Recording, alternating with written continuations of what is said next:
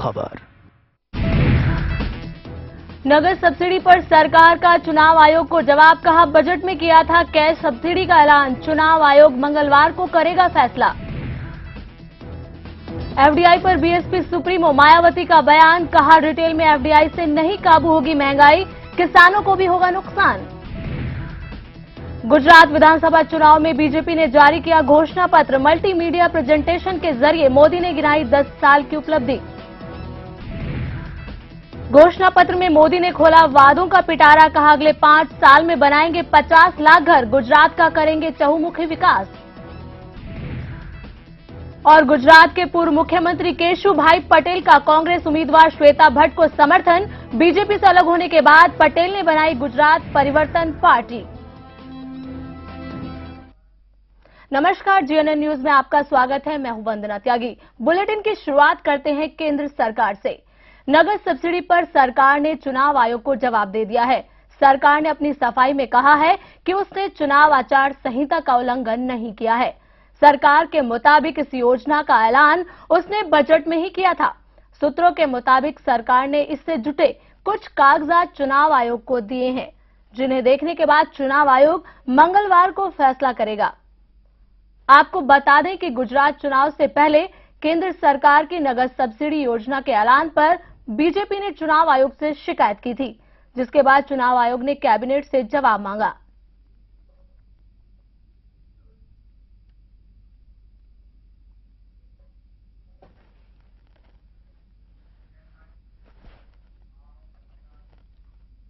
BJP नेता निर्मला सीतारमण ने इस पूरे मुद्दे पर क्या कहा, आइए देखते हैं।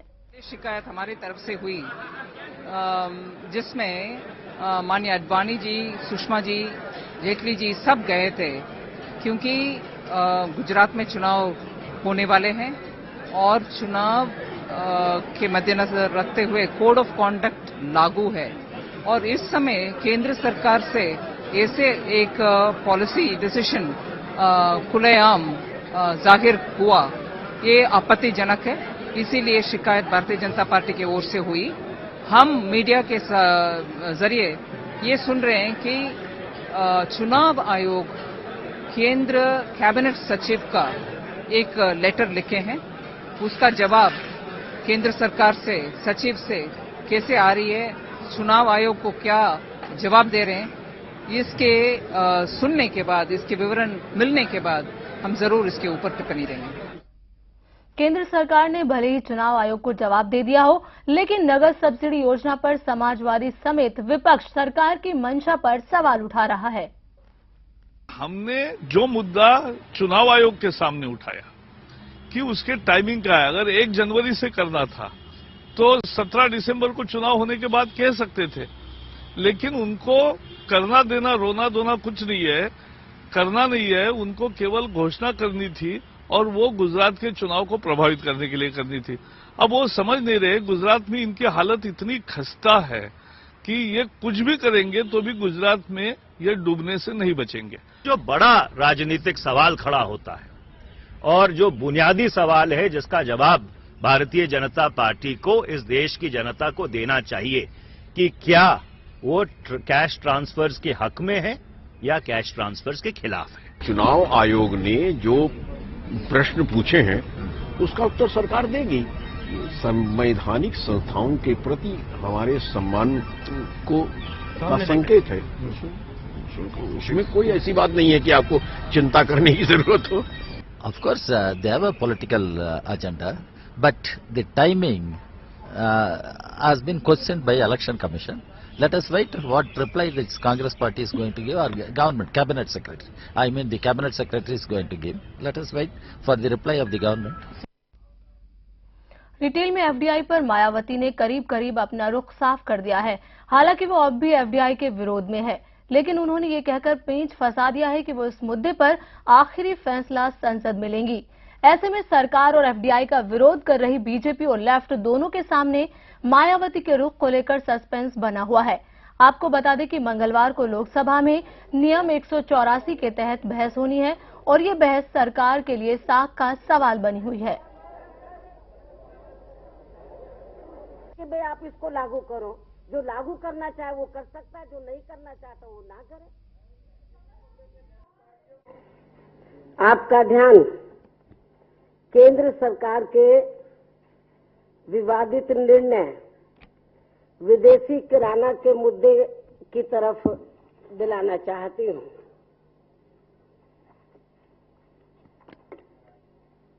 जिस पर संसद में काफी हंगामा होने के बाद अब कल से लोकसभा में नियम 184 व इसके बाद राज्यसभा में नियम 168 के तहत संबंधित मुद्दे पर चर्चा कराई जाएगी। और इस संदर्भ में हमारी पार्टी का ये कहना है कि किसी भी विकासशील देश के लिए ये आवश्यक है कि विकास के प्रत्येक क्षेत्र में पूंजी निवेश अधिक से अधिक हो, क्योंकि देश में स्वयं के संसाधनों की कमी की वजह से देश में विकास की गति तेज नहीं हो सकती है। ऐसे में यह आवश्यकता रहती है कि विदेशी संस्थाओं से ऋण के माध्यम से अथवा पूंजी के माध्यम से निवेश करा जाए, लेकिन विदेशी संस्थाओं से ऋण लेने की भी एक सीमा है जिसके ऊपर ऋण नहीं लिया जा सकता है।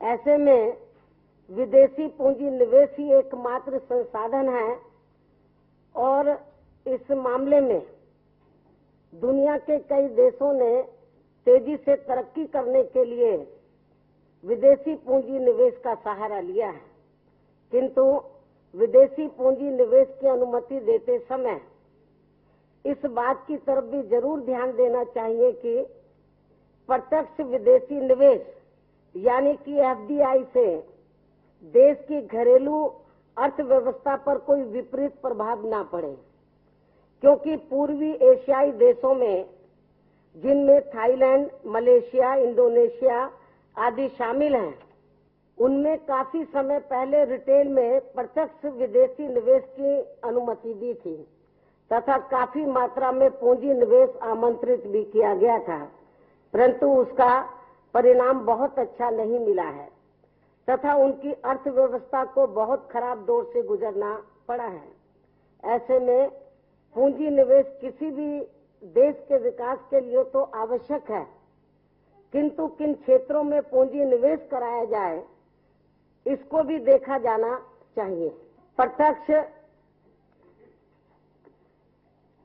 विदेशी निवेश से कहीं घरेलू अर्थव्यवस्था पर विपरीत प्रभाव तो नहीं पड़ेगा, ये भी देखा जाना चाहिए। जबकि अच्छा प्रत्यक्ष विदेशी निवेश तो वह होता है जो स्थानीय संसाधनों का उपयोग करके उनमें वैल्यू एडिशन करे। गुजरात में भारतीय जनता पार्टी ने सोमवार को अपना चुनावी घोषणा पत्र जारी किया। पार्टी ने मतदाताओं को लुभाने के लिए कई लुभावने वादे किए। घोषणा पत्र में युवा से लेकर किसानों को संतुष्ट करने की कोशिश की गई। राज्य में कई कल्याणकारी योजना शुरू करने की भी घोषणा हुई। घोषणा पत्र को जारी करते हुए मुख्यमंत्री नरेंद्र मोदी ने कहा कि इस बार सत्ता में वापसी करने पर वो 30 लाख युवाओं को रोजगार दिलाएंगे। घोषणा पत्र के मुताबिक भाजपा कर्ज चुकाने वाले किसानों की मदद करेगी और मजदूरों की न्यूनतम मजदूरी बढ़ाएगी। मोदी ने कहा कि आने वाले 5 सालों में राइट टू सर्विस एक्ट लाएंगे और गुजरात का चहुमुखी विकास किया जाएगा। गुजरात की आम जनता से वादा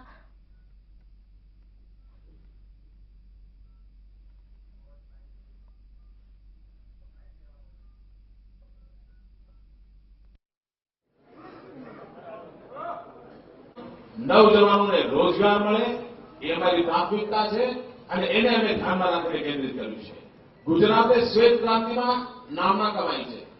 પ્રથમ શ્વેત ક્રાંતિ દૂધના ઉત્પાદનમાં કરી, બીજી શ્વેત ક્રાંતિ મીઠા ઉત્પાદનમાં કરી અને હવે ત્રીજી શ્વેત ક્રાંતિ કપાસ ઉત્પાદનમાં કરી છે। कपास, कपास से धागा, धागे से कपड़ा, कपड़े से रेडीमेड गारमेंट, गारमेंट से फॉरेन एक्सपोर्ट।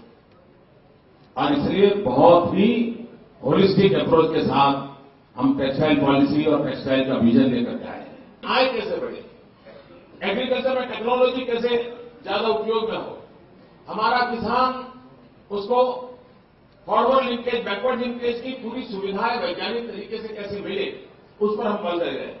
आम आदमी में एक भरोसा पैदा करने वाला संकल्प है और सबको कुछ न कुछ लाभ मिलेगा, इसका विश्वास जताने वाला संकल्प पत्र है। हमने पिछली मैनिफेस्टो में भी वादा किया था और हमने 20 लाख का वादा किया था, 22 लाख मकान पूरे किए थे।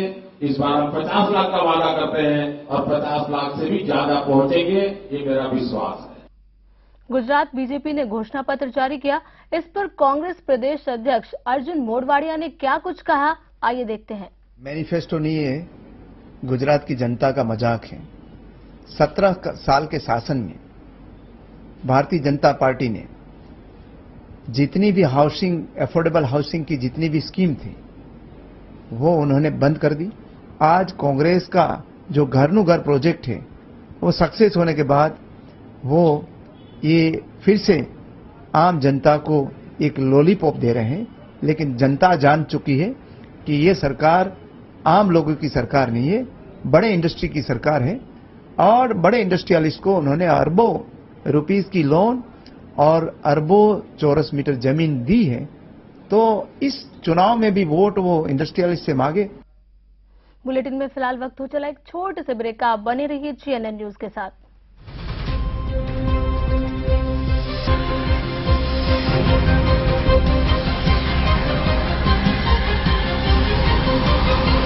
GNN न्यूज, सिर्फ खबर।